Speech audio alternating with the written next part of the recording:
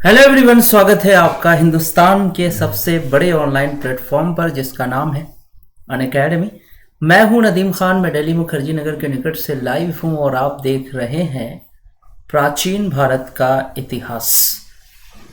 और बच्चों, आज हम लोग बौद्ध धर्म पर ही बात करने वाले हैं। पिछली क्लास में आप लोगों ने बौद्ध धर्म के बारे में देखा था कि उसमें हम लोगों ने ना गौतम बुद्ध का जीवन परिचय ये दिया था और कुछ रूट लेवल पर हम लोगों ने बात किया था। वो क्लास भी बहुत इंपॉर्टेंट है क्योंकि उस क्लास को देखे बिना आप इस क्लास को ठीक से समझ नहीं सकते। तो बच्चों, अगर आप लोगों ने पिछली क्लास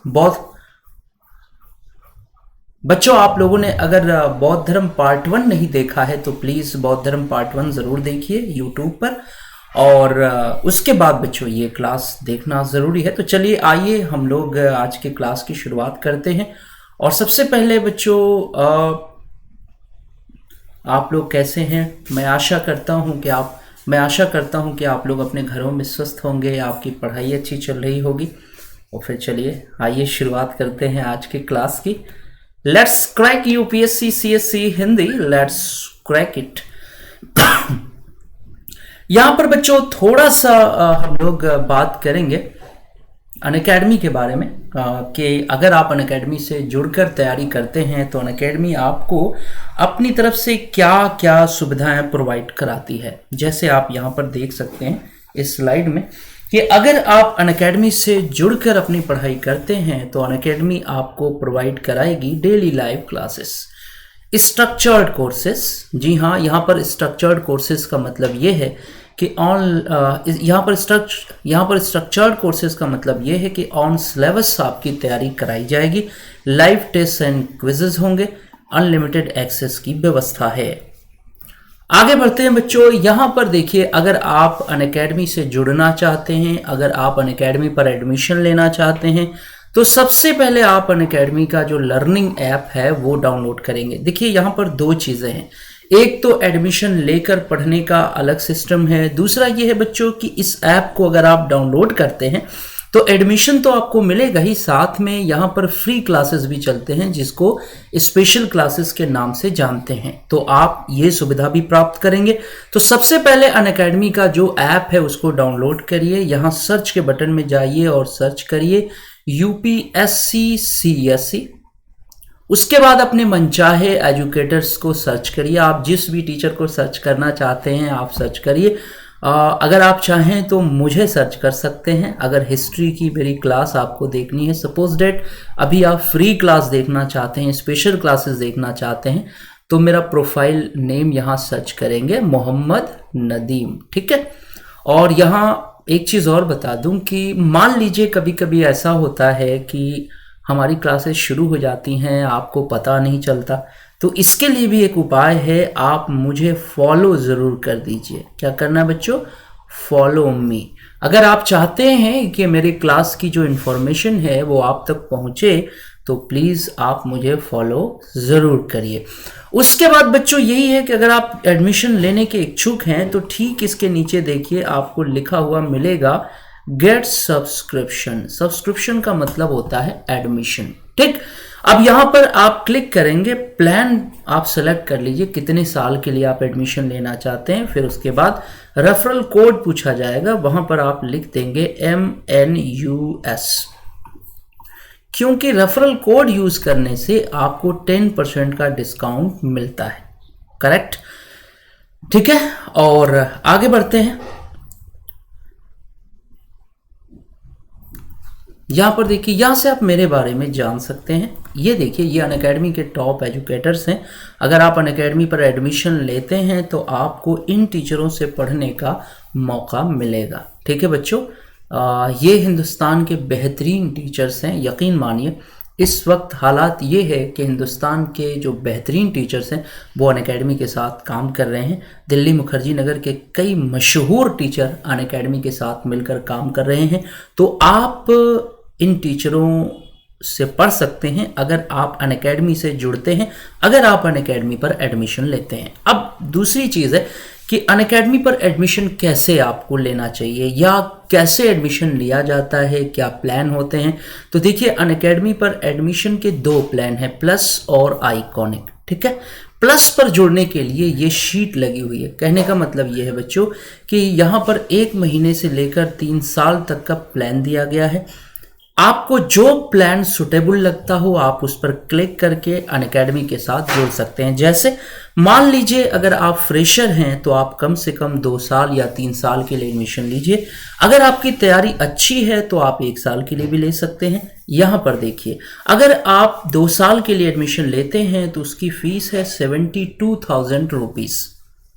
रेफरल कोड की जगह लगाएंगे MNUS, 10% आपको डिस्काउंट मिलेगा और डिस्काउंट के बाद जो फीस आएगी वो 64,800 रुपीज़ बनेगी। करेक्ट। 3 साल के लिए अगर आप एडमिशन लेते हैं तो फीस है 90,000 रुपीज़। रेफरल कोड की जगह लगाएंगे MNUS, 10% डिस्काउंट मिलेगा और फीस हो जाएगी 81,000 रुपीज़। 1 साल के लिए अगर आपको लेना है तो आप 49,500 रुपीज़ इसकी फीस है। MNUS रेफरल कोड यूज़ करिए, 10% डिस्काउंट मिलेगा, फीस हो जाएगी 44,550 रुपीज़। समझ में आ गया।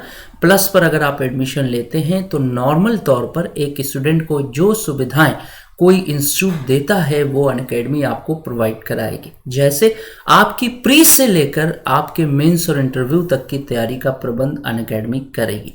करेक्ट है ना।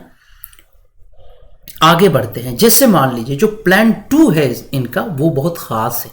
This is a special plan for you if you are going to the subscribe iconic subscription. अगर आप आइकॉनिक में एडमिशन लेते हैं तो ये बहुत खास है। खास क्यों है कि इसमें प्लस वाली सारी सुविधाएं तो आपको मिल ही जाएंगी, साथ में एक गिफ्ट के तौर पर आपको जो है कोच या गाइड मिलेगा बच्चों। यानी 24 घंटे मोबाइल से वो कोच आपसे कनेक्ट रहेंगे। मतलब यह है कि आप जब चाहें उस कोच को फोन कर सकते हैं, उससे आप हेल्प ले सकते हैं। तो ये शानदार है कि नहीं। एक नॉर्मल स्टूडेंट कभी भी इस लेवल के कोच को हायर नहीं कर सकता। ये जो कोच होगा उन्होंने कम से कम IAS का इंटरव्यू तो दिया ही होगा। अब जाहिर सी बात है कि एक असफल व्यक्ति जितना आपको सिखा सकता है वो अपनी गलतियों से बहुत कुछ आपको सिखा सकता है। तो आप उस कोच से हेल्प लीजिए और अपने भविष्य को उज्जवल बनाइए। यहाँ पर यही है कि देखिए, आइकॉनिक सब्सक्रिप्शन लेने के लिए, आइकॉनिक में एडमिशन लेने के लिए भी 3 साल का प्लान यहाँ मौजूद है। अगर आप नए हैं तो कम से कम 2 साल और 3 साल का एडमिशन ले लीजिए। 2 साल के एडमिशन की फीस 1,07,000 रुपीज़ है। रेफरल कोड की जगह यूज़ करेंगे MNUS, 10% आपको डिस्काउंट मिलेगा और आपकी फीस हो जाएगी 96,300 रुपीज़। ठीक। 3 साल की फीस देखिए 1,41,000 रुपीज़। रेफरल कोड की जगह यूज़ करेंगे MNUS, 10% डिस्काउंट के बाद आपकी फीस हो जाएगी 1,26,900 रुपीज़। समझ में आ गया। और अगर आपकी तैयारी अच्छी है, आपको केवल और केवल नॉर्मल लेवल पर नॉलेज चाहिए, तो 1 साल की फीस है 69,500 रुपीज़। रेफरल कोड की जगह यूज़ करिए MNUS, 10% डिस्काउंट मिलेगा और आपकी फ़ीस हो जाएगी 62,550 रुपीज़। समझ में आ गया। यही 2 प्लान हैं अनअकैडमी पर एडमिशन के लिए। अब चूंकि यहाँ पर जो चीज़ मैं आपको बताने जा रहा हूँ ये है कि अगर आपको ऑप्शनल सब्जेक्ट्स पढ़ना है, इंडिविजुअल पढ़ना है, तो अलग से आप ऑप्शनल के लिए एडमिशन ले सकते हैं। जैसे 1 साल की फ़ीस है 27,500 रुपीज़। रेफरल कोड की जगह यूज़ करिए MNUS, 10% आपको डिस्काउंट मिल जाएगा और फीस हो जाएगी 24,750 रुपीज़। करेक्ट। अब जो है कुछ और चीज़ें आपको बताऊं। जैसा कि आप जानते हैं कि अनअकैडमी पर इस समय कम्बैट कोर्स चल रहा है। करेक्ट। कम्बैट कोर्स का मतलब ये होता है बच्चों कि एक क्विज का आयोजन हो रहा है जिसमें इनामों की बरसात की जा रही है बच्चों के ऊपर। जैसे 17 जनवरी को कम्बैट होने वाला है, तो इसमें 45 मिनट के समय में 60 क्वेश्चन होते हैं। ठीक है। कुल 13 कम्बैट होते हैं और तो इस कॉन्टेस्ट में आप भाग लेकर ढेरों इनाम जीत सकते हैं। जैसे रैंक 1 to रैंक 3 के लिए जो है, अगर आप रैंक 1 पाते हैं और रैंक 3 पाते हैं, मैंने 1 to 3 के बीच अगर आपका रैंक आता है तो आपको 3 महीने के लिए UPSC CSC GS प्लस में एडमिशन दिया जाएगा अनअकैडमी की तरफ से। समझ में आ गया। दूसरी चीज क्या है कि अगर 4 से लेके 150 के बीच में आप हैं तो आपको 1000 रुपए का अमेजॉन वाउचर मिलेगा। समझ में आ गया बच्चों। अब यहां पर क्या करना है, यहां पर करना है कि कम्बैट में अगर भाग लेना है जो संडे टू संडे आयोजित हो रहा है, तो यहां रेफरल कोड की जगह डाल दीजिए MNUS। क्या डालेंगे, क्योंकि आपसे कोड मांगा जाएगा, तो कोड की जगह आप क्या यूज करेंगे, MNUS। और जिस भी एजुकेटर के कम्बैट में आप शामिल होना चाहते हैं आप शामिल हो जाइए। ठीक है, MNUS को जरूर यूज करिएगा, क्योंकि बिना इस कोड के आपको एंट्री कम्बैट में नहीं मिलेगी। ओके, चलिए अब यहां पर बच्चों मैं बता रहा हूं कि अगर आप 2021, 2022 और 2023 के लिए एग्जाम देने के बारे में सोच रहे हैं तो अनअकैडमी ने अलग अलग बैचेस का अनाउंसमेंट किया हुआ है। जैसे आप देख लीजिए, ये एजुकेटर्स जो है इन बैचेस में पढ़ा रहे हैं, तो आप अपने पसंद के एजुकेटर्स को सेलेक्ट करेंगे, उस बैच को ज्वाइन करेंगे और रेफरल कोड की जगह क्या यूज करेंगे, MNUS, 10% डिस्काउंट के लिए। समझ में आ गया। 10% डिस्काउंट के लिए MNUS यूज करिए। 10% डिस्काउंट के लिए 10% डिस्काउंट के लिए रेफरल कोड की जगह क्या यूज करेंगे, MNUS। ये बैचेस हैं, आप अपनी सुविधा अनुसार जुड़ जाइए। ठीक है, यही बैचेस हैं, आप अपने सुविधा अनुसार जुड़ जाइए। और बच्चों एक चीज और बताना चाहूंगा कि अगर आप अनअकैडमी पर चाहते हैं कि आपको ऑप्शनल और GS दोनों साथ मिले तो उसकी भी व्यवस्था है। जैसे देखिए, 2 साल के एडमिशन की फीस है 1,31,510 रुपीज। रेफरल कोड की जगह आप लगाएंगे MNUS, इसमें आपको 10% का डिस्काउंट मिलेगा और फीस हो जाएगी 99,680 रुपीज।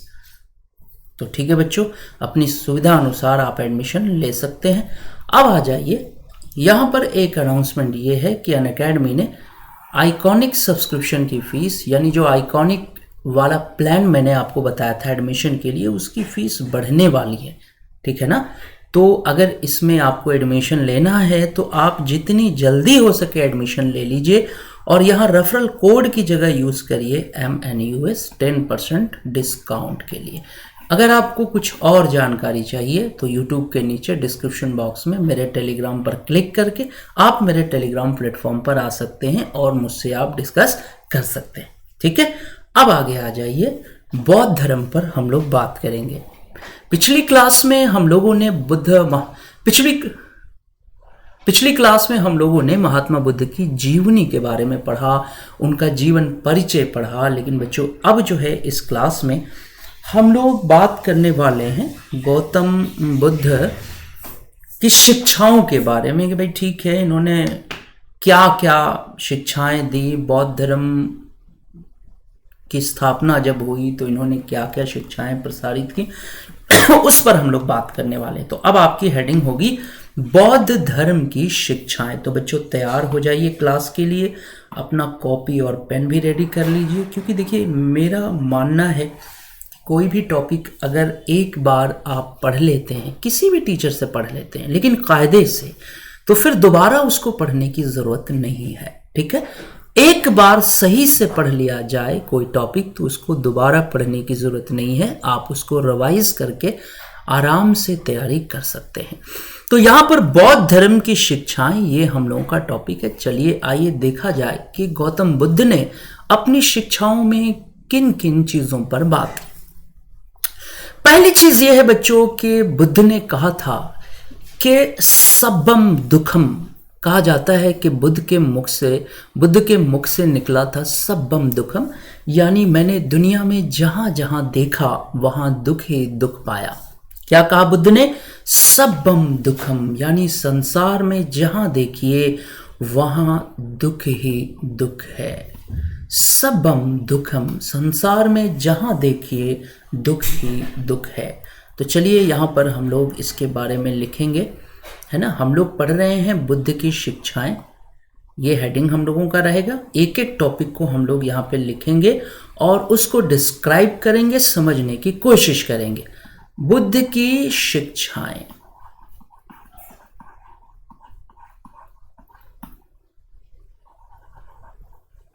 करेक्ट।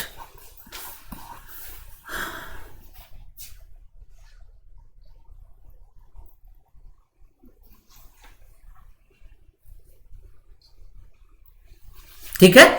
बुद्ध ने क्या कहा बच्चों? बुद्ध ने जब संसार को देखा था, हम लिखेंगे यहां पर कि बुद्ध ने जब संसार को देखा,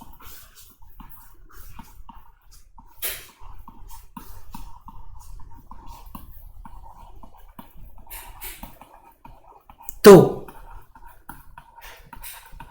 उनके मुख से निकला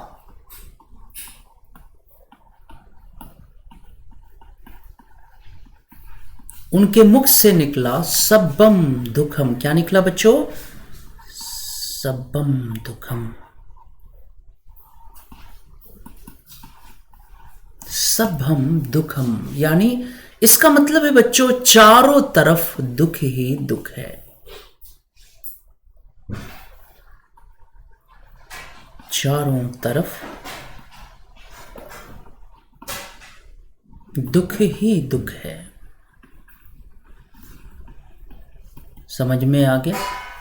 यानी संभवतः ये बात तब की है जब बुद्ध को ज्ञान की प्राप्ति हुई, बुद्ध को मूल अनुभूति हुई। बुद्ध ने कहा कि सब्बम दुखम, यानी संसार में मैंने जहां भी देखा, जिस तरफ भी देखा, उस तरफ दुख ही दुख है। करेक्ट है बच्चों? तो चलिए इसको नोट कर लीजिए, लिख लीजिए। अब यहां पर देखिए एक सवाल पैदा होता है कि बौद्ध धर्म के बारे में जानने के लिए हमारे पास जो महत्वपूर्ण स्रोत है वो क्या है? क्योंकि जो चीजें हम पढ़ रहे हैं ये चीजें बाद में लिखी गई थी ना, जब प्रथम बौद्ध संगीति हुई तब जाकर इन चीजों को कोटेट किया गया था। तो हम यहां पर लिखेंगे कि बौद्ध धर्म के बारे में जानने के लिए हमारे पास जो सबसे मजबूत स्रोत है वो है पाली त्रिपिटक। क्या नाम है उस स्रोत का बच्चों? पाली त्रिपिटक। यानी बौद्ध धर्म की जो भी शिक्षाएं हैं वो ज्यादातर पाली भाषा में लिखी गई। तो लिखेंगे कि हमारे पास बौद्ध धर्म के बारे में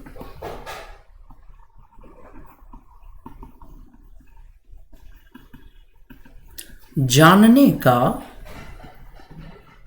जो सबसे विश्वसनीय स्रोत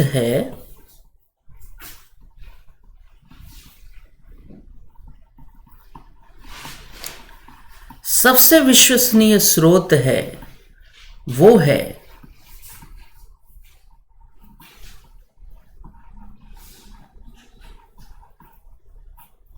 पाली त्रिपिटक। क्या बच्चों? पाली त्रिपिटक। ठीक है ना? पाली त्रिपिटक। तो पाली त्रिपिटक का मतलब आप समझ गए ना, यानी बौद्ध धर्म की जो भी शिक्षाएं हैं इन्हीं त्रिपिटकों में इन्हें संकलित किया गया है। विनय पिटक हो, सूक्त पिटक हो और धम्म पिटक हो। ये तीन पिटक जो हैं जिन्हें पाली त्रिपिटक कहा जाता है, इन्हीं में बौद्ध धर्म की जो शिक्षाएं हैं वो शुद्ध रूप से रखी गई हैं। अब यहां पर बच्चों ध्यान ये देना है,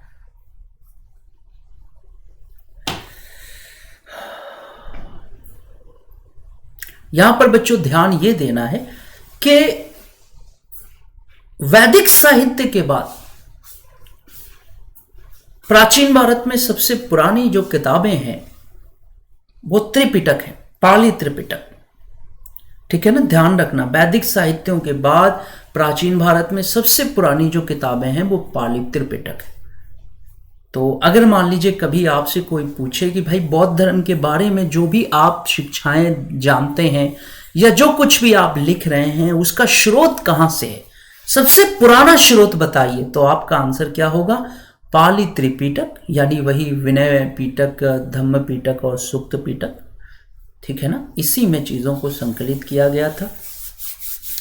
अब चलिए यहां पर हम लोग बात कर रहे थे कि बुद्ध ने जब संसार को देखा तो बुद्ध के मुख से निकला सब्बम दुखम, यानी मैंने दुनिया में जहां जहां भी देखा मुझे दुख ही दुख नजर आया। ठीक है? क्लियर है?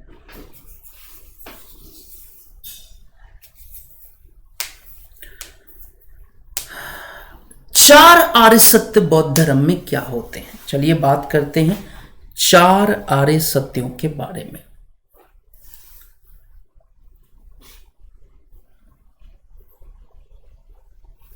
चलिए हेडिंग डालते हैं 4 आर्य सत्यों के बारे में। यहां देखिए बच्चों, यहां पे हेडिंग पे लिखा हुआ है 4 आर्य सत्य। क्या है भाई 4 आर्य सत्य? चलिए बौद्ध धर्म में 4 आर्य सत्य क्या है उसके बारे में हम लोग बात करते हैं। तो चलिए यहां पर इसको हम लोग मिटाते हैं और उसके बारे में डिस्कस करते हैं। बौद्ध धर्म में 4 आर्य सत्य क्या है?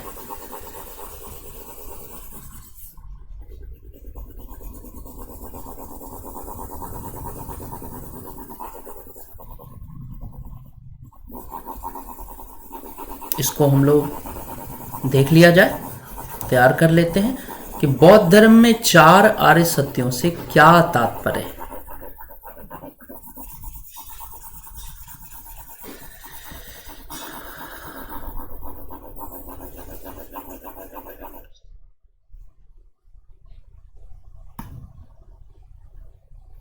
चलिए यहां पर देखिए बच्चों, बुद्ध ने कहा था कि संसार में मैंने जहां भी देखा वहां क्या है, दुख ही दुख है। यानी पहला जो आर्य सत्य है वो ये कहता है कि संसार में दुख ही दुख है ना। यानी जहां भी बुद्ध ने देखा उन्हें दुख ही दुख दिखाई दिया। तो प्रथम आर्य सत्य क्या होता है बच्चों? दुख। यानी संसार में दुख ही दुख है। तो हम लोग यहां पे लिख लेंगे 4 आर्य सत्यों की हम लोग बात कर रहे हैं। ठीक है, पहला आर्य सत्य क्या है? पहला आर्य सत्य है दुख। यानी बुद्ध ने कहा कि संसार में चारों तरफ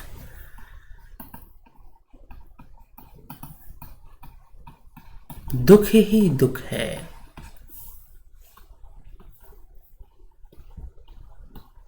संसार में चारों तरफ दुख ही दुख है।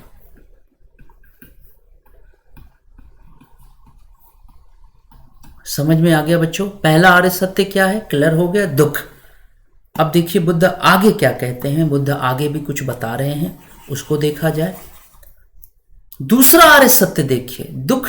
दूसरा आर्य सत्य बच्चों दुख समुदय। दुख समुदय यानी दूसरा जो आर्य सत्य बुद्ध ने बताया उसका नाम है दुख समुदय। दुख समुदय। दुख का मतलब तो आप समझ ही गए, दुख माने क्या होता है? दुख, परेशानी, sadness.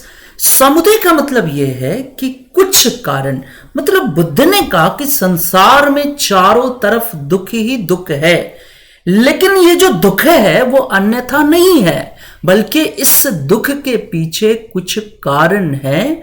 Some reasons are behind the sadness. यानी इस दुख के पीछे कुछ कारण हैं, कुछ वजह हैं। ये इसका मतलब हुआ, दुख समुदय का मतलब हुआ भाई, जाहिर सी बात है कि दुनिया में कोई भी चीज अपने आप नहीं होती बच्चों, कुछ ना कुछ चीजें उसके पीछे जरूर विद्यमान होती हैं। तो बुद्ध ने कहा कि संसार में दुख तो है, लेकिन जो दुख है वो अकारण नहीं है। मतलब दुख का मतलब ये नहीं है कि दुख अकारण है, मतलब इस दुख के पीछे कोई ना कोई कारण जरूर मौजूद होता है। तो आगे लिखेंगे कि दुख का कोई ना कोई कारण होता है।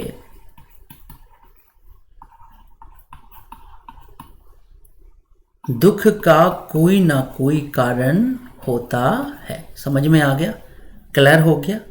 4 आर्य सत्यों में दुख समुदय समझ में आ गया। दुख का कोई ना कोई कारण होता है। ठीक है, कोशिश करना है आपको यहां क्लास से जुड़ने की बच्चों।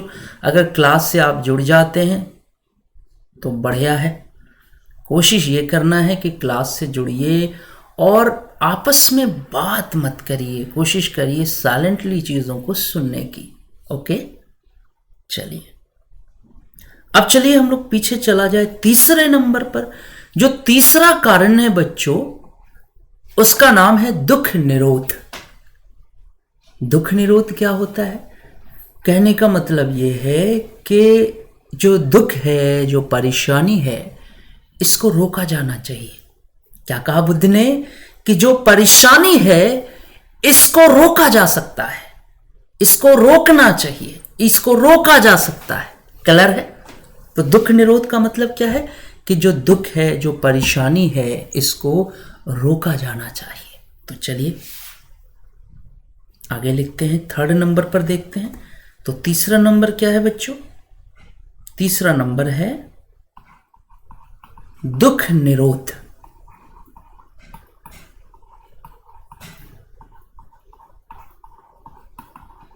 इसका मतलब क्या हुआ? कि दुख को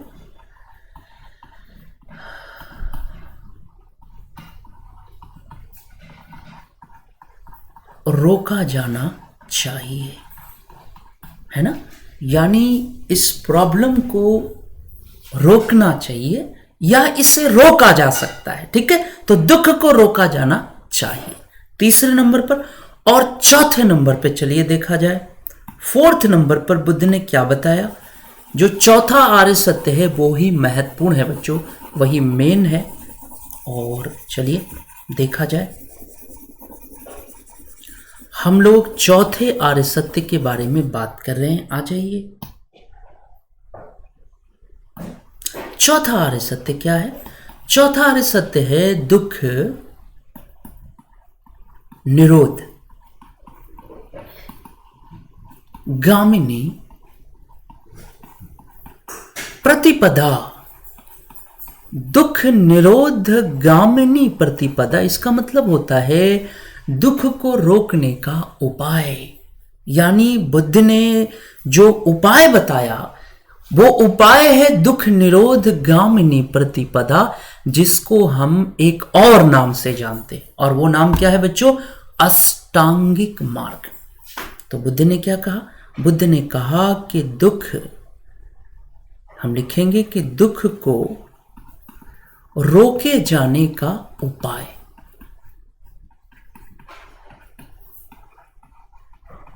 बुद्ध को रोके जाने का उपाय, जिसे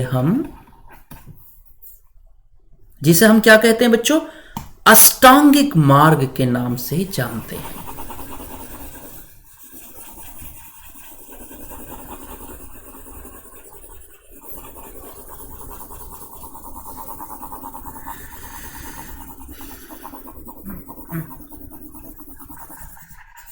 जिसे हम क्या कहते हैं? अष्टांगिक मार्ग।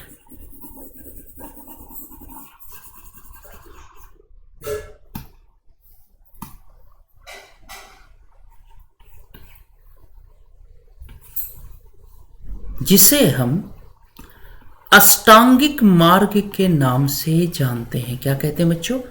अष्टांगिक मार्ग। समझ में आ गया? यानी कभी आपसे कोई पूछे कि 4 आर्य सत्यों में ये जो चौथा आर्य सत्य है जिसके बारे में आप बात कर रहे हैं, उसको किसी और भी नाम से जानते हैं, तो क्या कहते हैं उसको? अष्टांगिक मार्ग।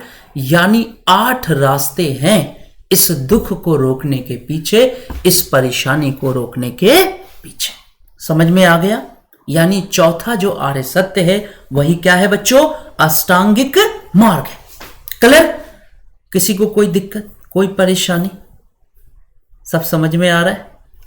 चलिए अब हम लोग क्या करते हैं बच्चों? आगे बढ़ते हैं ना, इसको हम लोग मिटा देते हैं और आगे बढ़ते हैं। ये चार आर्य सत्य क्या हैं ये आपको अच्छी तरह से समझ में आ गया। कोई बालक ऐसा है जिसको कोई प्रॉब्लम है, समझ में नहीं आया है, तो वो टेलीग्राम के नीचे वो टेलीग्राम आईडी पर आए और मुझसे डिस्कशन कर सकता है।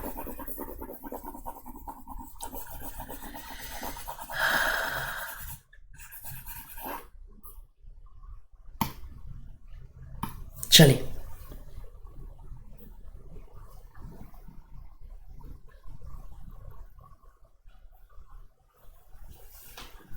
तो आगे बढ़ते हैं। कुछ और चीजें, अच्छा सबसे बड़ी चीज है कि बुद्ध ने कहा था कि चारों तरफ दुख ही दुख है। यहां पे बच्चों हम लोग आगे बढ़ रहे हैं। बुद्ध ने क्या कहा कि चारों तरफ दुख ही दुख है, चारों तरफ परेशानी ही परेशानी है। ठीक है ना। तो बुद्ध को तथागत भी कहते हैं। तो तथागत ने इसका कारण बताया, यानी सिंपल वे में उन्होंने कहा कि देखिए सारे मुश्किलों की जो जड़ है वो लालच है। बुद्ध ने क्या कहा बच्चों कि सारी परेशानियों की जो जड़ है वो क्या है, लालच। यानी ये जो लालच है, ये जो तृष्णा है, यही सारे मुश्किलों की जड़ है। तो बुद्ध ने भी लालच को सारे मुश्किलों की जड़ बताया। तो आगे चलिए इसको नोट किया जाए। बुद्ध ने दुख का कारण लालच यानी तृष्णा, लालच यानी तृष्णा,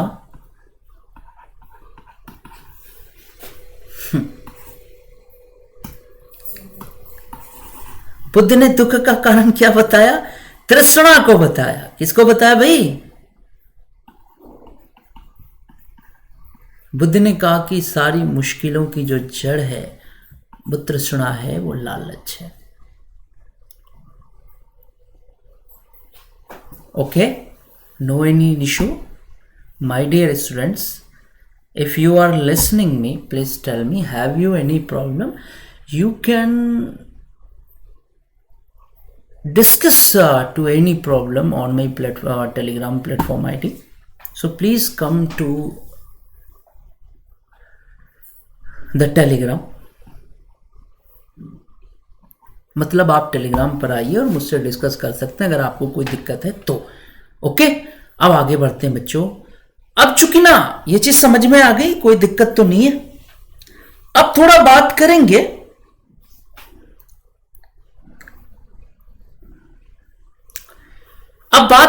बौद्ध धर्म में त्रिरत्न की बात करेंगे। किसकी बात करेंगे बच्चों, बौद्ध धर्म के त्रिरत्न क्या है। ये क्वेश्चन बड़ा इंपॉर्टेंट है कि बौद्ध धर्म में त्रिरत्न क्या है, वो तीन रत्न कौन है। यानी हर बौद्ध मतानुयायी को सबसे पहले इन तीनों मंत्रों का जाप करना होता है। बौद्ध धर्म में दीक्षित होने वाले प्रत्येक बौद्ध मतानुयायी को इन तीनों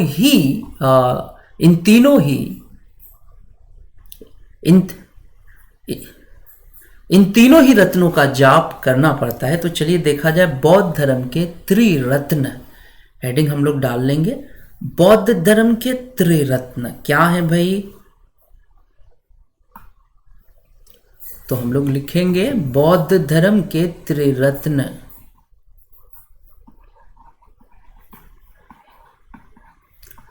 बौद्ध धर्म के त्रिरत्न क्या है, तो देख लीजिए, बुद्ध, ठीक। दूसरा क्या है, धम्म, धम्म का माने धर्म, और तीसरा क्या है, संघ। क्लियर, यानी बुद्धम शरणम गच्छामि, धम्मम शरणम गच्छामि, संघम शरणम गच्छामि। अगर आपसे कभी भी कोई पूछे कि भाई बताइए बौद्ध धर्म के त्रिरत्न क्या है, तो then you will say first Buddha, second Dhamma and third Sangha. बुद्धम शरणम गच्छामि, धम्मम शरणम गच्छामि, संघम शरणम गच्छामि। ये बौद्ध धर्म के तीन रत्न हैं। करेक्ट है बच्चों, कभी मिस तो नहीं, कभी कोई प्रॉब्लम तो नहीं होगी। ये चीज क्लियर हो गई। अब चलिए हम लोग इसको मिटाते हैं और फिर आगे बढ़ते हैं। ठीक है, इसको हमने मिटा दिया।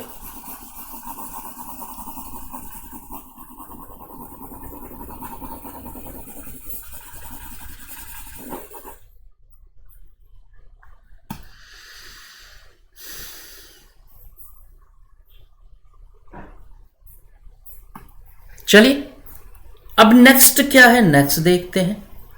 तो अब आइए हम लोग बात करेंगे अष्टांगिक मार्ग की। यानी बुद्ध ने इसी को कहा कि तृष्णा को, लालच को खत्म करने का जो रास्ता है वो 8 रास्ता है। कितने रास्ते हैं बच्चों, 8 रास्ते हैं।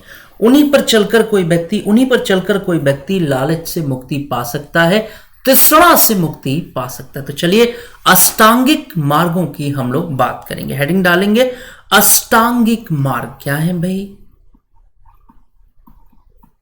चूंकि बच्चों यहाँ पर आपको लिखवाने का केवल एक पर्पज़ है, ठीक है। पहले बोल के लिखवाता था, लेकिन मुझे लगता है कि बहुत लोगों का छूट भी जाता था और शायद कुछ बच्चे नहीं भी लिखते होंगे। तो फिर मैंने इसका दूसरा रास्ता निकाला कि मैं खुद लिखूंगा तो शायद आप ज़रूर लिखेंगे, क्योंकि लिखने का मकसद बस इतना है कि बच्चों लिखने की आदत पड़ जाए।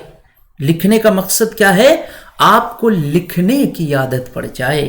अगर आप आदत नहीं डालेंगे तो कभी भी आपकी राइटिंग स्किल डेवलप नहीं होगी। दूसरा फायदा क्या है बच्चों कि लिखने से चीजें जो है, दूसरा फायदा क्या है?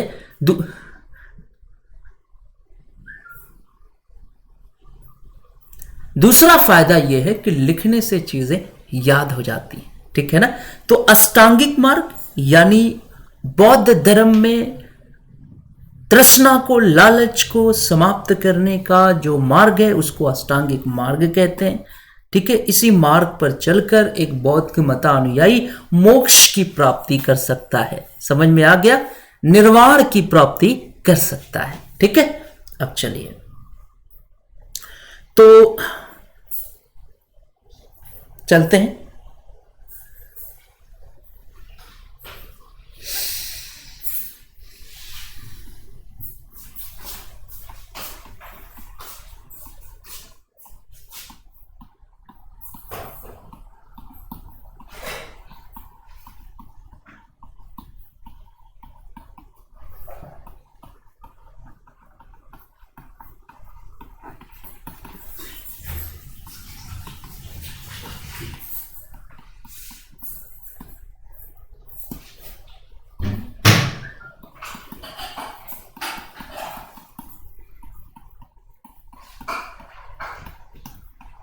ठीक है बच्चों, नोट किया आप लोगों ने। अब चलिए देखा जाए कि वो 8 जो रास्ते हैं वो क्या क्या हैं। तो पहला रास्ता क्या है? पहला रास्ता है जो बच्चों, पहला जो मार्ग है उसको कहते हैं सम्यक दृष्टि। क्या है? सम्यक दृष्टि। अच्छा, सम्यक का मतलब मैंने आपको बताया है।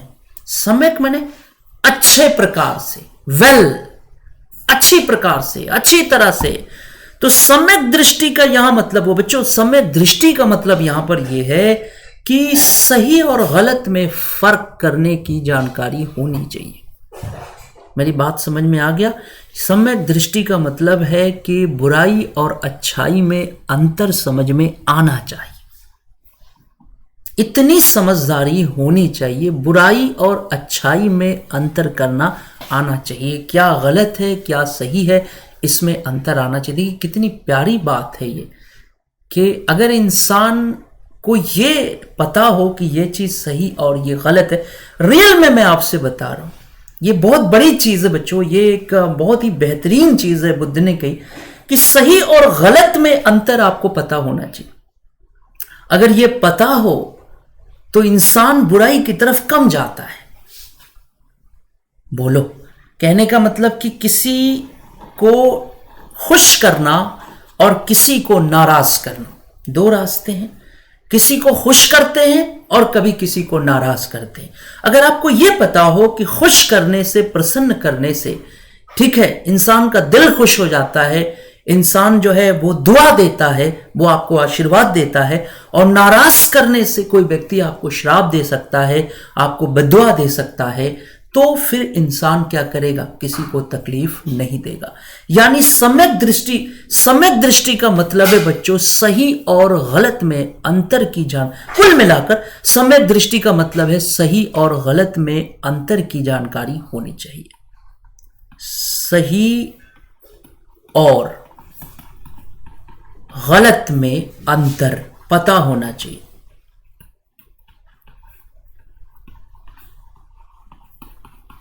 सही और गलत में अंतर पता होना चाहिए। What is right and what is wrong, है ना। This knowledge is necessary for a man, for a person, correct. अब दूसरे नंबर पर देखिए, दूसरा जो अष्टांगिक मार्ग का जो दूसरा रास्ता है वो है सम्यक संकल्प। सम्यक संकल्प। ये चीज बच्चों आप खुद बुद्ध से सीख सकते हैं कि बुद्ध जो है इतने दिन परेशान रहे, कई गुरुओं के आश्रम में गए, बड़ी कठोर तपस्या की, लेकिन इन्हें शांति नहीं मिली। बुद्ध को ज्ञान की प्राप्ति, इसे हम स्वयं बुद्ध से सीख सकते हैं कि बुद्ध ने इतनी कठोर तपस्या की, इतने गुरुओं के आश्रम में गए, लेकिन बुद्ध को ज्ञान की प्राप्ति नहीं हो पाई। तो कहने का मतलब यह है बच्चों कि एटलीस्ट बुद्ध को यह समझ में आ गया। किसी ने लिखा है कि ना इन्हीं से निकलेगा, ना उन्हीं से निकलेगा, ना इन्हीं से निकलेगा, ना उन्हीं से निकलेगा, हमारे पैर का कांटा है हम ही से निकलेगा, हमारे पैर का कांटा है हम ही से निकलेगा। कहने का मतलब यह है बच्चों कि जैसे आप पर मैं एक एग्जांपल दूं कि आप यूपीएससी सीएससी की प्रिपरेशन करने के लिए निकलते हैं।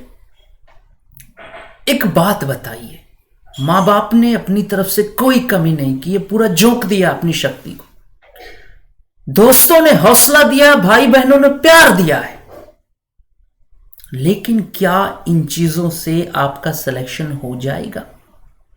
बोलिए।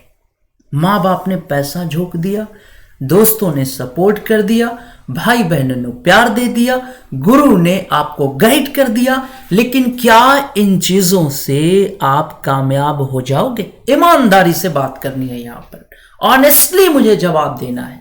नहीं ना, नहीं। ये चीजें क्या है? हेल्पिंग है। These are the helping things. ये मदद करने वाली चीजें हैं। असल चीज क्या है? Your desire, your believeness, your level. अगर आप मेहनत नहीं करते, अगर आप एफर्ट नहीं करते, तो कभी भी आपकी कामयाबी नहीं हो सकती। You can't success in future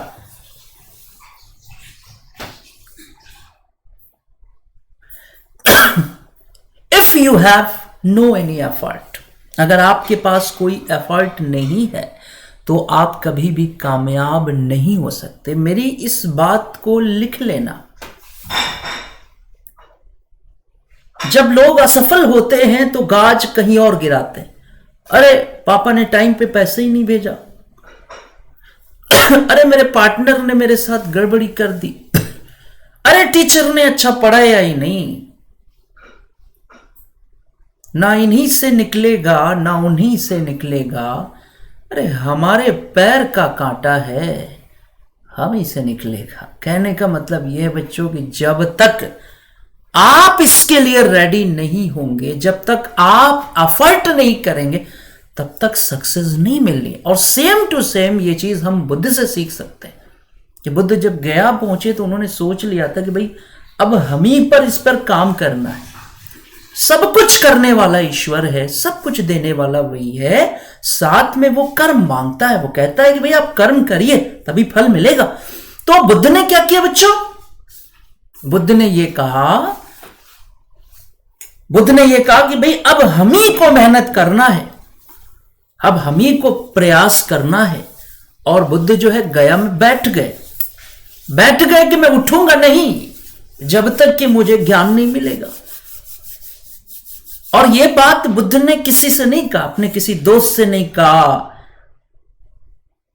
अपने घर वालों से नहीं कहा। बुद्ध ने स्वयं से कहा कि मैं जब तक मुझे मिलेगा नहीं, मैं उठूंगा नहीं। कश्तियां हमने जला दी हैं किनारों पे अभी, कश्तियां हमने जला दी हैं किनारों पे अभी। अब यहां से हम नहीं लौट के जाने वाले, अब यहां से हम नहीं लौट के जाने वाले। तो बच्चों बुद्ध बैठ गए और क्या हुआ? तमाम विघ्न बाधाएं आई, लेकिन एटलीस्ट बुद्ध को ज्ञान की प्राप्ति हो गई, सिद्धार्थ को ज्ञान की प्राप्ति हो गई। और सिद्धार्थ क्या कहलाए? बुद्ध कहलाए। तो बुद्ध ने यह चीज तो अपनी लाइफ से ही बताया कि अगर आपके अंदर संकल्प नहीं है, if you are not committed, then you can't do anything. अगर आप कमिटेड नहीं हैं तो आप जिंदगी में कुछ नहीं कर सकते। तो सम्यक संकल्प का मतलब यह है कि कोई भी काम अगर आप शुरू करने जा रहे हैं तो संकल्प का होना बड़ी जरूरी है, क्योंकि मैंने देखा है कि ये सबसे बड़ी बाधा है। मैं अगर यूपीएससी के बच्चों का एग्जाम्पल दूं कि बच्चों ये सबसे बड़ी बाधा है। घर से बच्चा निकलता है आईएएस बनने के लिए, और जैसे ही मुश्किलें शुरू होती हैं, जैसी कठिनाइयां शुरू होती हैं, मूव कर जाता है और फिर उसका मेन गोल खत्म हो जाता है। आप सब लोग यहां पर मौजूद हैं, मैं चाहता हूं कि आप मुझे बताइए मैं सही कह रहा हूं कि नहीं। ये चीज मैंने फील किया है कि बच्चे डाइवर्ट हो जाते हैं। कारण क्या है कि संकल्प नहीं होता। मनमोहन मन भावन तरु मुझको आज बुलाते हैं, मनमोहन मन भावन तरु मुझको आज बुलाते हैं, पर ये जो वादे मेरे मुझको याद आ जाते हैं। अभी कहाँ विश्राम ये निमंत्रण मूक चलना है, अभी तो मिलो मुझको चलना है। मेरी बात समझ में आ रही है? किसी तरह की कोई समस्या नहीं किसी भी बच्चे को? तो सम्यक संकल्प का मतलब तो समझ में आ गया ना। मैंने कई एग्जाम्पल देकर समझाने की कोशिश की कि संकल्प का होना आवश्यक है। एक लाइन में बहुत ज्यादा लिखाने की कोई जरूरत नहीं है। संकल्प का होना आवश्यक है। कलर एकदम चीजें समझ में आ रही है। अब तीसरे नंबर पर चलिए बात करते। पहले इसको आप नोट करेंगे बच्चों। सबसे पहले आप लोग इसको लिख लीजिए, फिर हम लोग तो नेक्स्ट चीज पर बात कर लेते हैं। नोट करिए पहले आप, फिर हम लोग बात करते हैं। थोड़ा पानी वानी पी लो यार।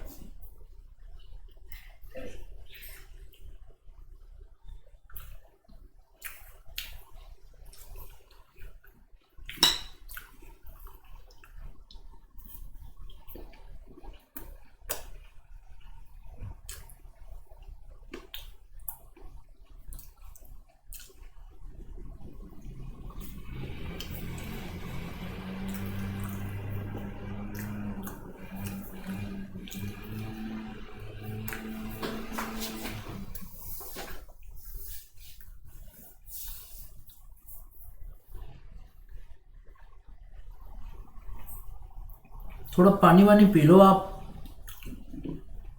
और पीने के बाद फिर बैठो। क्लास को एंजॉय करना है, एक बर्डन की तरह क्लास को मत लीजिए।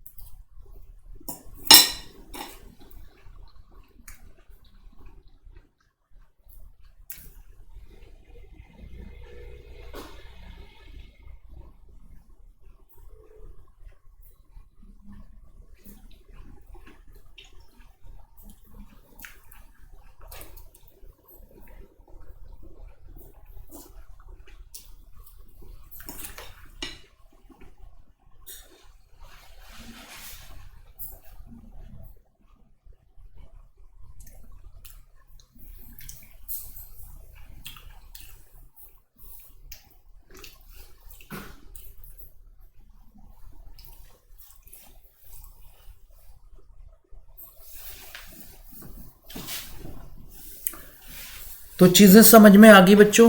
सम्यक संकल्प समझ में आ गया, कोई दिक्कत तो नहीं है, कोई परेशानी तो नहीं है।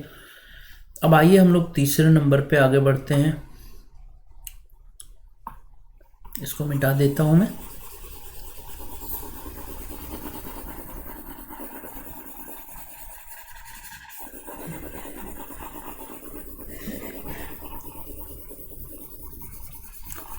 यानी अष्टांगिक मार्ग का, चूंकि बच्चों ये चीज है कि यहां से प्रश्न आएगा, जरूर आएगा, आज नहीं तो कल जरूर आएगा। क्योंकि अगर जो चीज सिलेबस में है उसको हमें पढ़ना ही पढ़ना है। कॉन्सेप्ट बहुत मायने रखता है। आपका कॉन्सेप्ट क्लियर अगर हो जाता है तो चीजें बहुत आसान हो जाती हैं। तीसरे नंबर पे देखिए क्या होता है। तीसरा है बच्चों सम्यक वाणी। तीसरे नंबर पे क्या है? सम्यक वाणी। सम्यक वाणी का मतलब ये होता है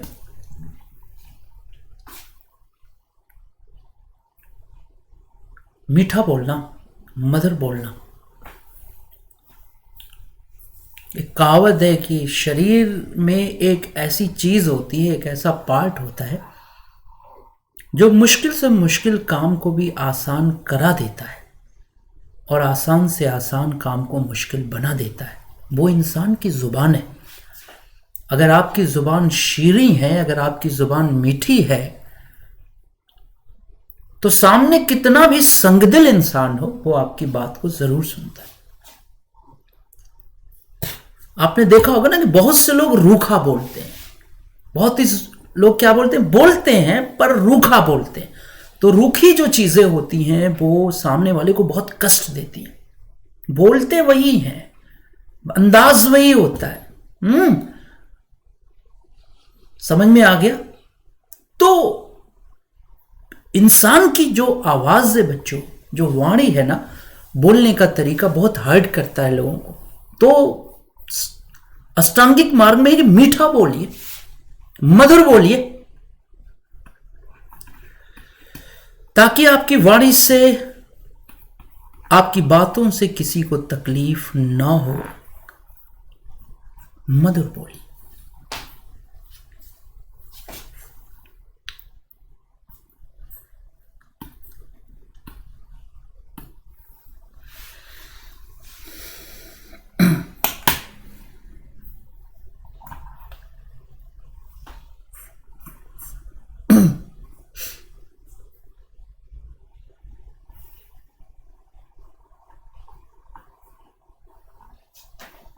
सम्यक वाणी माने मधुर बोलिए।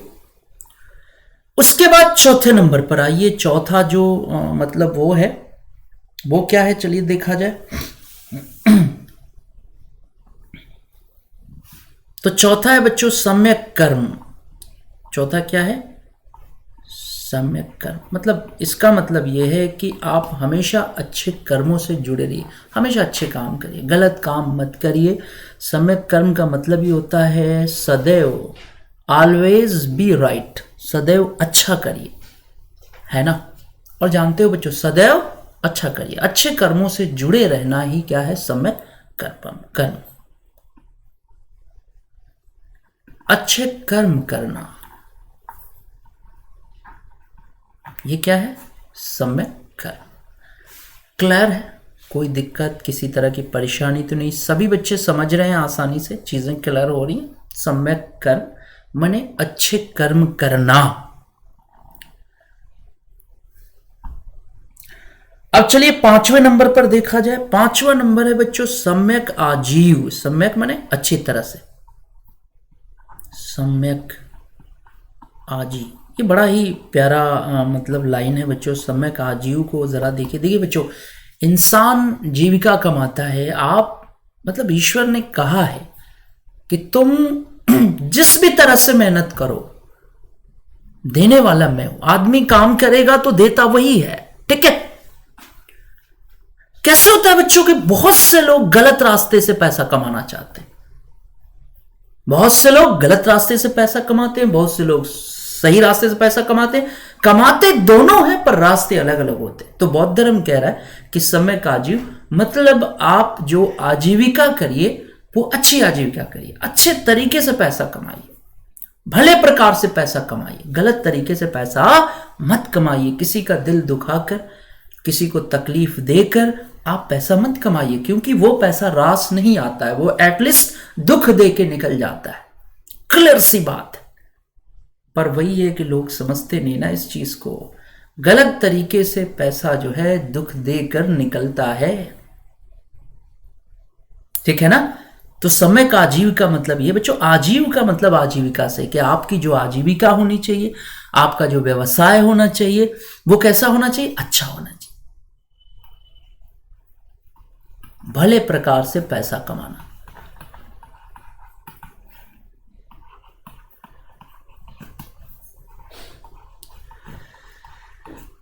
भले प्रकार से पैसा कमाना।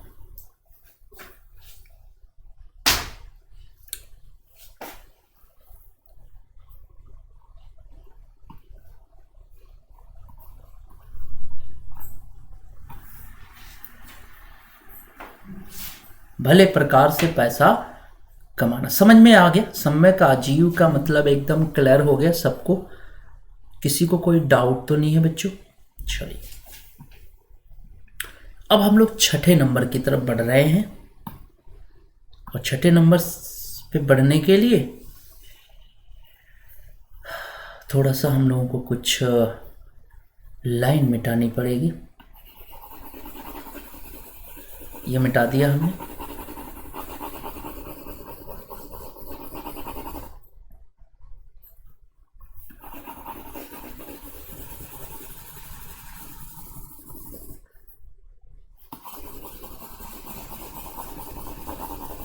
तो चलिए छठे नंबर पे देखा जाए कि छठे नंबर पे क्या कहा गया।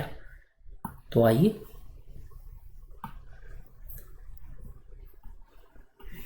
यहां पे छठा नंबर क्या है? सम्यक व्यायाम। छठा नंबर क्या है बच्चों? सम्यक व्यायाम। वही चीज है कि इसका मतलब बस आपको समझ जाना है अच्छे से। सम्यक का मतलब होता है अच्छी तरह से, व्यायाम का मतलब होता है प्रयत्न करना, अच्छी प्रकार से कोशिश करना। ये बहुत बड़ा फैक्ट है बच्चों। वही चीज होता है कि जब आप, एक चीज होता है कि लोग पूछते हैं यार पेपर कैसा हुआ। जब आप एग्जाम देने जाते हो, मैं आप ही पे एग्जाम्पल ले रहा हूं,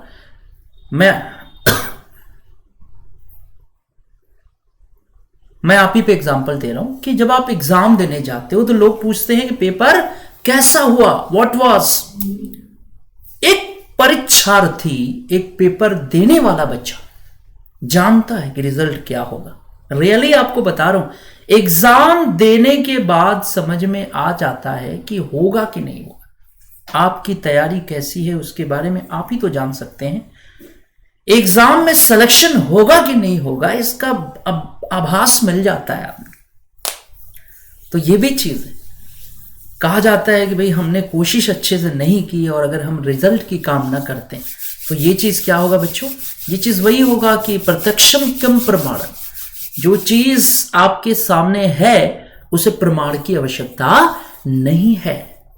तो यहां पर क्या चीज है कि अगर हमारे काम में कमी है, अगर हमने कोशिश नहीं की है तो हमें पता होता है कि हमने कहां पे कमी रखी है। तो यहां पर कहा गया है कि अच्छी तरह से कोशिश करना, वेल एफर्ट जिसको कहते हैं, बेहतरीन कोशिश। तो यहां पे लिखेंगे बच्चों कि ठीक प्रकार से प्रयत्न करना।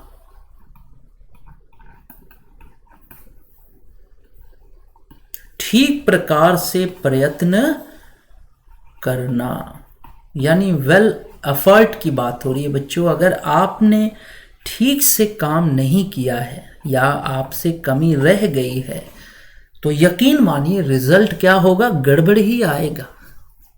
और एक चीज और आपसे कह रहा हूं कि आदमी को हमेशा अपनी कमियों को, अपनी गलती को एक्सेप्ट करना चाहिए। जिंदगी में अगर कुछ बड़ा मुकाम पाना चाहते हो तो आप अपनी कमियों को एक्सेप्ट करना सीखिए।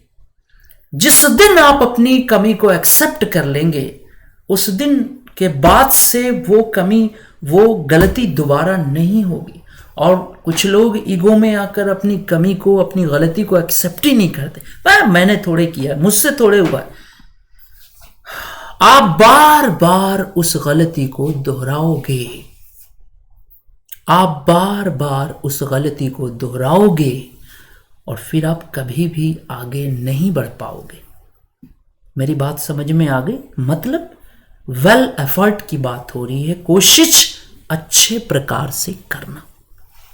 अब 7वें नंबर पे आ जाइए, 7 नंबर पे। 7वां नंबर क्या है? 7वां नंबर है सम्यक स्मृति। सम्यक स्मृति 7वां नंबर है ये। देखा जाए क्या होता है इसका मतलब। इस सम्यक स्मृति का मतलब यह है कि कोई भी काम करिए बट सावधानी के साथ। कितनी प्यारी बात यहां पे कही गई। मतलब कई बार ऐसा होता है कि हम किसी पर नहीं होता बच्चों। कोई भी काम बच्चों, कोई भी काम करो सावधानी पूर्वक करो, हमेशा अलर्ट रहो, be alert always, do your work carefully. It's a 7 way of the moksha, 7 way of the nirvana in बौद्ध रिलीजन। तो कोई भी कार्य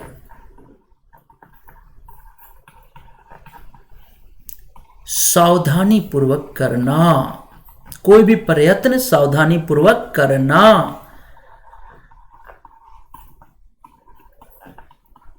क्या है बच्चों? सम्यक स्मृति, सावधानी पूर्वक प्रयत्न करना, है ना। डू योर वर्क केयरफुली, सावधानी पूर्वक प्रयत्न करना, ये क्या है? सम्यक स्मृति है। समझ में आ रहा है? सारे बच्चों को समझ में आ रहा है? अगर किसी बच्चे को कुछ बात नहीं समझ में, अगर किसी बच्चे को कोई दिक्कत है तो आप YouTube के नीचे डिस्क्रिप्शन बॉक्स में जाइए और मेरे टेलीग्राम पर क्लिक करके टेलीग्राम प्लेटफॉर्म पे आइए और मुझसे बात करिए। ओके, तो ये चीज है।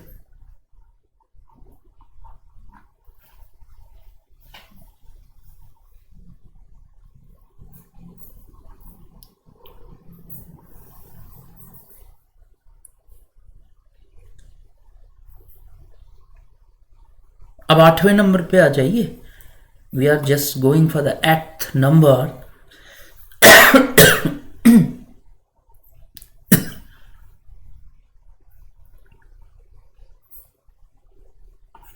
8वां नंबर क्या कह रहा है? 8वें नंबर पे क्या है? तो 8वां नंबर है बच्चों सम्यक समाधि। सम्यक समाधि, जो 8वां नंबर होता है उसे कहते हैं सम्यक समाधि।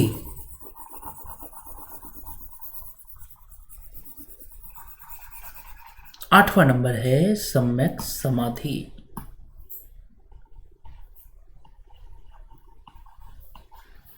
सम्यक समाधि, ठीक है।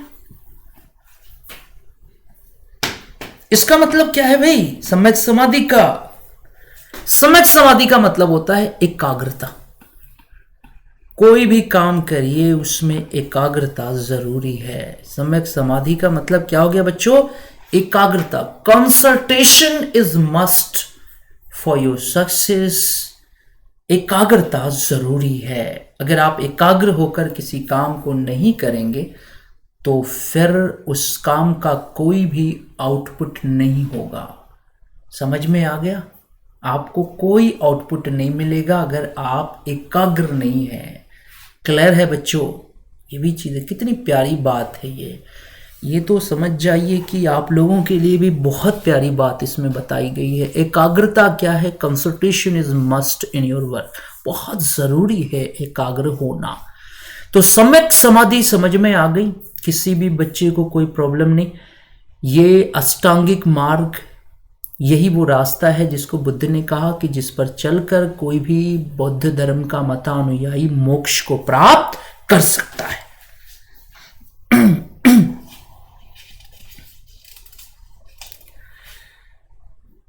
ठीक,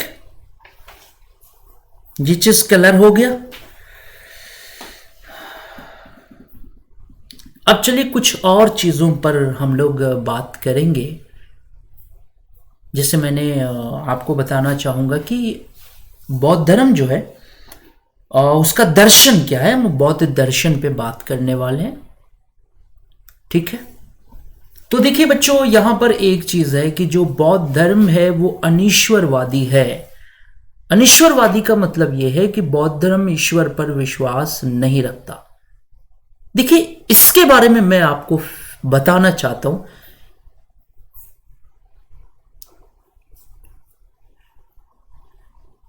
इसके बारे में मैं आप लोगों को बताना चाहता हूं कि यहां अनीश्वरवादी होने का मतलब यह है कि विद्वानों ने बौद्ध धर्म को नास्तिक संप्रदाय में रखा है।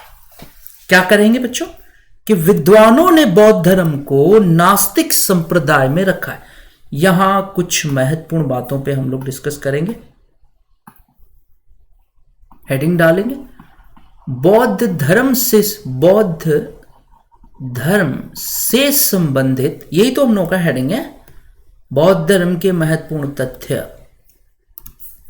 बौद्ध धर्म के महत्वपूर्ण तथ्य।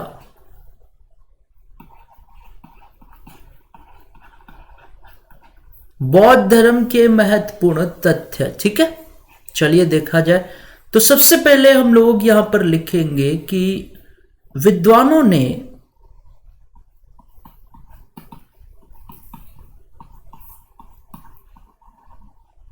बौद्ध धर्म को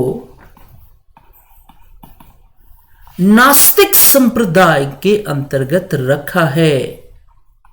नास्तिक संप्रदाय के अंतर्गत रखा है। ये विद्वानों ने रखा है, इस बात को समझना बेटा, विद्वानों ने रखा है। एक्चुअली में देखो, बौद्ध धर्म में स्वर्ग और नरक दोनों की कल्पना है। बात समझ में आ गई। बौद्ध धर्म इस बात को एक्सेप्ट करता है कि जो अच्छा काम करेगा वो स्वर्ग में जाएगा, जो बुरा काम करेगा वो नरक में जाएगा। क्लियर है। लेकिन जब बात इसकी आई कि जब स्वर्ग और नरक की बात आप करते हैं तो फिर इसको बनाया किसने, यानी ईश्वर पर जब जब बात उठी तब गौतम बुद्ध शांत हो गए, मौन हो गए। मैंने बुद्ध ने ईश्वर की उपस्थिति के बारे में ना तो हां कहा ना कहा। मेरी बात समझ में आ गई बच्चों। लेकिन चूंकि विद्वानों ने कह दिया कि इसे नास्तिक संप्रदाय में रख दिया, अनिश्वरवादी संप्रदाय में इसको रख दिया, ठीक है। तो ये चीज नोट कर लीजिए। चीजें क्या है कि बौद्ध धर्म में स्वर्ग और नरक की कल्पना है।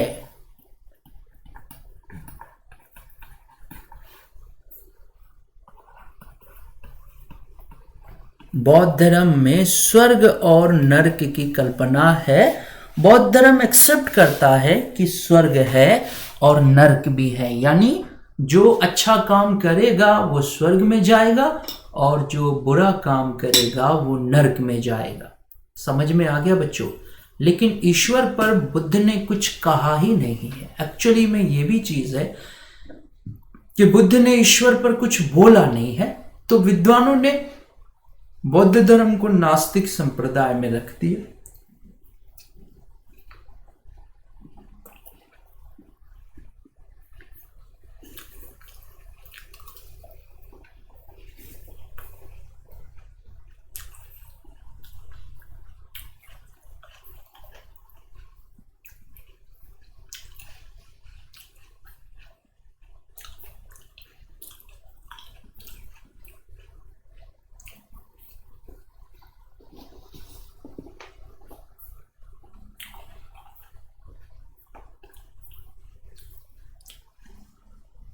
Give me 1 minute, please. Hello, everyone. Give me 1 minute, please.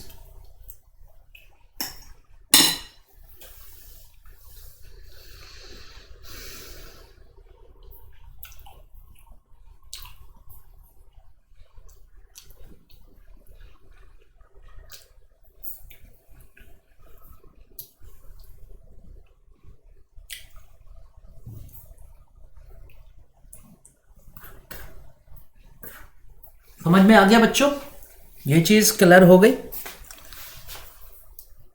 अब आत्मा के बारे में बात करेंगे कि बौद्ध धर्म आत्मा के बारे में क्या कहता है। तो बौद्ध धर्म आत्मा पर विश्वास करता है। क्या करता है? बौद्ध धर्म एक्सेप्ट करता है कि हाँ, मानव के या दुनिया में जितनी भी जिंदा चीजें हैं उनके शरीर में आत्मा होती है। तो लिखेंगे कि बौद्ध धर्म आत्मा पर विश्वास करता है।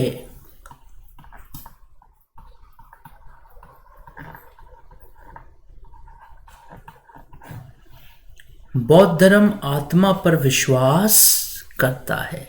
समझ में आ गया। और इसके अलावा बौद्ध धर्म पुनर्जन्म में भी विश्वास रखता है। इसको हम लोग मिटा कर लिख देते हैं कि बौद्ध धर्म पुनर्जन्म में विश्वास रखता है।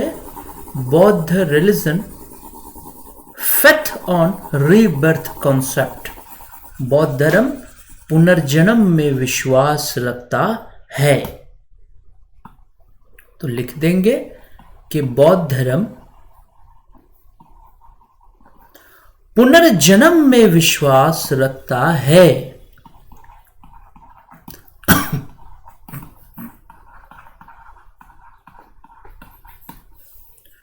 बौद्ध धर्म पुनर्जन्म में विश्वास रखता है।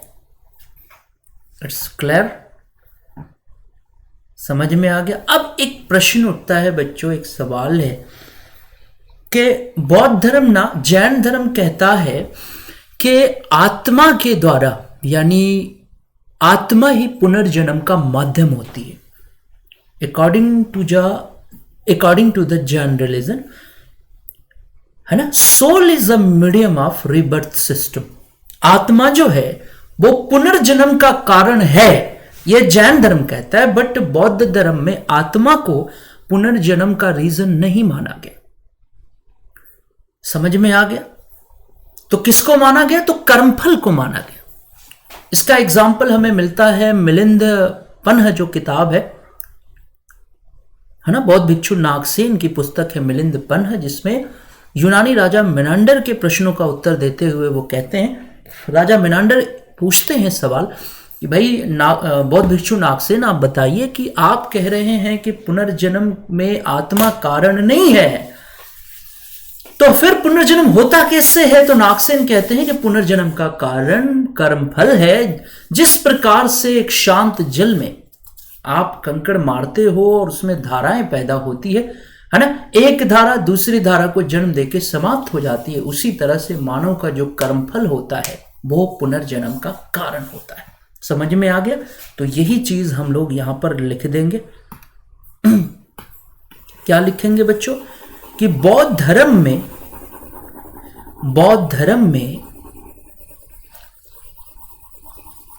पुनर्जन्म का कारण आत्मा को नहीं माना गया बल्कि कर्मफल को माना गया। इसको हम लोग लिख देंगे यहां पे कि बौद्ध धर्म में पुनर्जन्म का कारण आत्मा को नहीं माना गया बल्कि कर्मफल को माना गया। लिखेंगे बौद्ध धर्म में पुनर्जन्म का कारण आत्मा को नहीं माना गया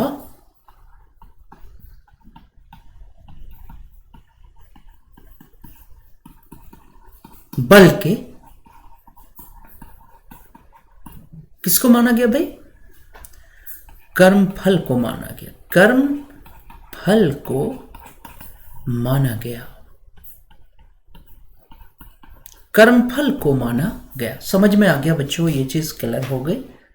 तो ये बौद्ध दर्शन से जुड़े हुए ये बौद्ध धर्म की शिक्षाओं से जुड़े हुए कुछ महत्वपूर्ण तथ्य थे जो मैंने आप लोगों को शेयर किए। थोड़ा सा कुछ बातें और हो जाएं बौद्ध धर्म पे, है ना, थोड़ा सा कुछ बातें और हो जाए। ये तो उनकी शिक्षाओं से जुड़ी हुई चीजें थी। प्रश्न अक्सर पूछा जाता है, चूंकि चलिए बात करते हैं। प्रश्न पूछा जाता है कि बुद्ध जो है, कहां के लोग बुद्ध को बहुत चाहते थे लेकिन बुद्ध कभी वहां नहीं गए। यानी अपने जीवन काल में जब बुद्ध धर्म का प्रचार प्रसार कर रहे थे तो कहां के लोग बुद्ध को बहुत चाहते थे पर बुद्ध वहां पे नहीं गए। यह प्रश्न उठता है बच्चों, उठता है कि नहीं उठता है कि बुद्ध कहां नहीं गए? तो बच्चों हमेशा ध्यान रखिएगा, अवंती महाजनपद जो था जहां के राजा चंड प्रद्योत थे, अवंती के लोग बुद्ध को बहुत चाहते थे लेकिन बुद्ध कभी भी अवंती नहीं गए। तो हम लिखेंगे कि बुद्ध कभी भी अवंती नहीं गए, क्योंकि इस पर क्वेश्चन कई बार पूछा गया है। आईएएस का आंसर उठाकर देख लेना। बुद्ध कभी भी अवंती नहीं गए, एकदम एक लाइन का सवाल है। एक प्रश्न और फेमस है बौद्ध धर्म पे, कुछ महत्वपूर्ण हम तथ्यों की बात करें, ठीक ना। एक प्रश्न और बच्चों फेमस है बौद्ध धर्म पे कि बुद्ध ने सबसे ज्यादा बरसात यानी वर्षा काल कहां गुजारी। चूंकि बरसात के महीने में बौद्ध धर्म का प्रचार प्रसार नहीं होता था। बरसात के महीने में जो बौद्ध भिक्षु होते थे ना, वो विहारों में विश्राम करते थे, वहीं रहते थे और वहीं से पूरा प्रोग्राम किया जाता था। तो एक प्रश्न बहुत ही ज्यादा यहां फेमस है बौद्ध धर्म पर कि बुद्ध ने वर्षा काल सबसे अधिक कहां व्यतीत किया। बुद्ध ने सबसे अधिक वर्षा काल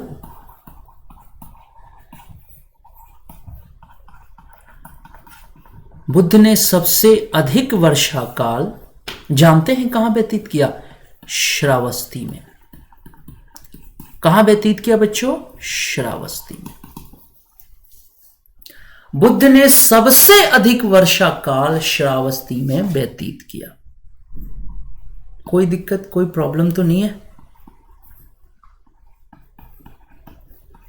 बुद्ध ने सबसे अधिक वर्षा काल श्रावस्ती में व्यतीत किया। क्लियर? ठीक है बच्चों, कुछ सवाल यहां पर और भी हैं जो मैं आपके सामने रखना चाहता हूं। बुद्ध जो है अपने जीवन काल में जब से उन्होंने घर छोड़ा, एक बार बौद्ध धर्म की स्थापना के बाद एक बार वो अपने होम डिस्ट्रिक्ट आए थे, अपने गृह नगर आए थे, यानी लिच्छवी गणराज्य। कहा जाता है कि बुद्ध जब लिच्छवी गणराज्य आए थे तो लिच्छवी गणराज्य की संसद ने यह प्रस्ताव पारित किया था कि हर लिच्छवी गणराज्य का वासी बुद्ध के स्वागत के लिए जाएगा। कहा जाता है कि लिच्छवी गणराज्य के लोगों ने नीला वस्त्र पहना था। कैसा वस्त्र पहना था बच्चों? नीला वस्त्र पहना था बुद्ध के स्वागत के लिए। और यही कारण है कि जो नीला वस्त्र है वो बौद्ध धर्म का रंग बन गया, जो नीला वस्त्र है वो बौद्ध धर्म का प्रतीक बन गया। समझ में आ गया? यहीं पर जब बुद्ध पहुंचे तो कहा जाता है कि बुद्ध के साथ आनंद थे, मतलब बहुत से, समझ लीजिए बच्चों, बहुत से बुद्ध के फॉलोअर थे वहाँ, बहुत से लोग बुद्ध के साथ गए। तो जब बुद्ध लिच्छवी गणराज्य पहुंचे तो यहीं पर आनंद भी साथ में मौजूद थे। यहीं पर प्रजापति गौतमी जो बुद्ध की मासी थी, ये आई, उन्होंने आनंद से कहा कि हे आनंद, तुम गौतम से कहो कि वो मुझे बुद्ध जो संघ है उसमें प्रवेश दे दे। चूंकि बच्चों अब तक जो है नारियों को यानी महिलाओं को बुद्ध संघ में प्रवेश नहीं था। बुद्ध नहीं चाहते थे कि महिलाएं संघ में आए। मतलब इसका मतलब ये नहीं बच्चों कि बुद्ध ने महिलाओं का कभी विरोध किया हो या महिलाओं को कभी उन्होंने नहीं। बुद्ध ने महिलाओं को कहा, लेकिन वो गृहस्थ आश्रम में रह के, बौद्ध धर्म में था कि भाई गृहस्थ आश्रम में रह के भी महिलाएं बौद्ध धर्म के नियमों का पालन कर सकती हैं, लेकिन संघ में यानी भिक्षु वाले प्रोसेस में वो महिलाओं को नहीं चाहते थे। ठीक है, तो यहां प्रजापति गौतमी जो बुद्ध की मौसी थी, जिन्होंने बुद्ध को पाला था, उन्होंने आनंद से कहा कि आनंद, तुम गौतम से कहो कि वो मुझे संघ में ले ले। तो कहा जाता है कि पहले तो बुद्ध तैयार नहीं हो रहे थे, लेकिन आनंद के बार बार कहने पर बुद्ध ने कहा कि हे आनंद, तुम बार बार कहते हो तो मैं महिलाओं को संघ में प्रवेश देने के लिए तैयार हूं।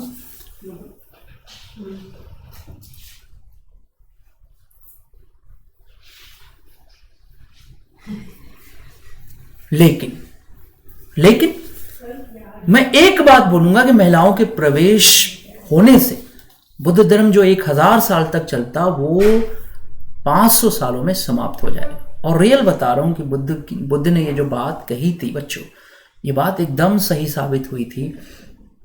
क्योंकि एक चीज तो है ना कि कुछ चीजें महिलाओं के लिए है बच्चों की। सबसे बड़ी चीज है कि महिलाएं जब संघ में गईं तो बहुत सी चीजें थी। कहा जाता है कि फिर भिक्षुओं में शादी विवाह होने लगे, बहुत सारी चीजें। ठीक है, शादी विवाह होने लगे। तो ये चीज़ है बच्चों की, ये जानकारी थी थोड़ी सी जो बौद्ध धर्म से रिलेटेड मैंने आपको बताई। और भी कुछ चीज़ें मैं आपको शेयर करना चाहता हूँ। एक चीज़ ये भी बताना चाहता हूँ कि बुद्ध जो है अपने आखिरी वक्त में, जब बिल्कुल उनका लास्ट टाइम चल रहा था, कहा जाता है कि ये वाराणसी से सीधे जो है मल्ल महाजनपद पहुँचे थे और वहाँ पर इनका एक शिष्य था चुंद, ये एक स्वर्णकार थे। तो ये एक चुंद एक स्वर्णकार था। कहा जाता है कि बुद्ध यहीं पहुँचे और चुंद के घर में बुद्ध ने कुछ भोजन खाया था। ऐसा कहा जाता है कि उस भोजन का नाम शूकर मध्वा बताया जाता है। क्या बताया जाता है बच्चों? शूकर मध्वा। कुछ लोग कहते हैं कि या तो ये मांस था, है ना, शूकर मध्वा एक प्रकार का मांस था, सुअर का मांस, या फिर सुअर के गुफा के बगल में उगने वाली कोई वनस्पति थी जिसको बुद्ध ने खाया था, जिसके कारण उन्हें अतिसार होने लगा, पेचिश होने लगा, खूनी पेचिश। कहा जाता है कि बुद्ध को समझ में आ गया था। उन्होंने आनंद से कहा कि हे आनंद, तुम मुझे तुरंत कुशीनारा ले चलो। उस समय मल्ल महाजनपद की राजधानी का नाम था कुशीनारा। जी हाँ, उत्तर प्रदेश में जो कुशीनगर जिला है, ये वही उत्तर प्रदेश में जो कुशीनगर जिला है, ये वही जगह है।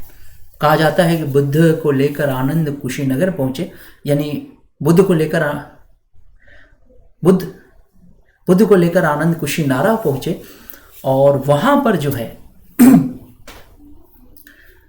बुद्ध की तबीयत एकदम बिगड़ने लगी। चूंकि ये था कि बुद्ध ने आनंद को बुलाया और कहा कि हे आनंद,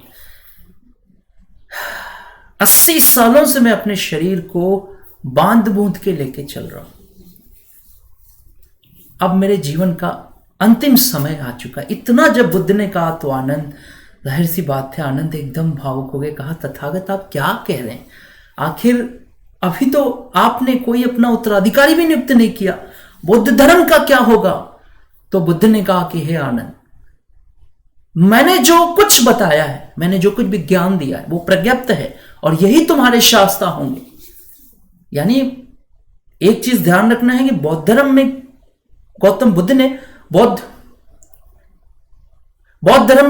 ने कोई उत्तराधिकारी नियुक्त नहीं किया, है ना। और उन्होंने कहा कि जो कुछ मैंने नियम और कानून बताए हैं वही तुम्हारे शास्त्र होंगे, ठीक है। और कहा जाता है कि इस तरह 483 ईसा पूर्व में कुशीनारा नामक स्थान पर बुद्ध ने अपना अंतिम समय व्यतीत किया और बुद्ध को महापरिनिर्वाण की प्राप्ति हुई 483 ईसा पूर्व में। ये डेट हम लोग यहाँ पे नोट कर लेंगे बच्चों।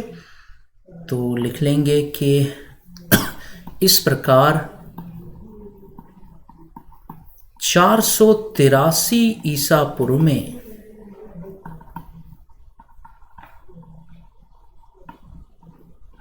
बुद्ध ने कुशीनारा में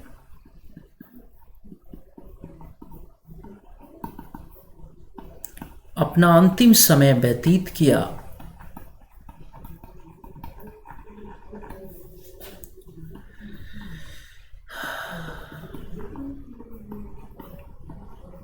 ठीक है, और यहीं पर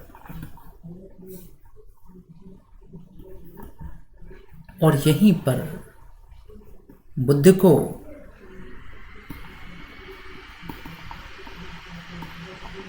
महापरिनिर्वाण की प्राप्ति हुई।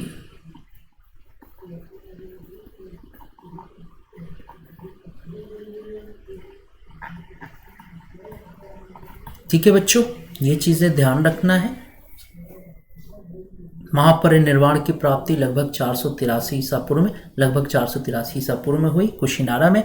और आपको बता दूं कि एक बार प्रश्न आया था कि बुद्ध की लेटी हुई प्रतिमा किस स्थान पर स्थित है। तो बच्चों ये कुशीनारा ही वो जगह है जहां बुद्ध की लेटी हुई प्रतिमा है।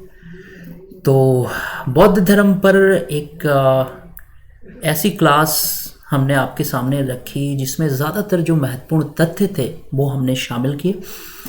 ये क्लास आप सभी को कैसी लगी? इस क्लास के बारे में अपने कमेंट्स में ज़रूर लिखिएगा बच्चों, क्योंकि आपके जो कमेंट्स होते हैं वो कहीं ना कहीं से हमारी हौसला अफजाई कर देते हैं, ठीक है। और यहाँ पर मैं आपको कुछ और चीज़ें बता दूँ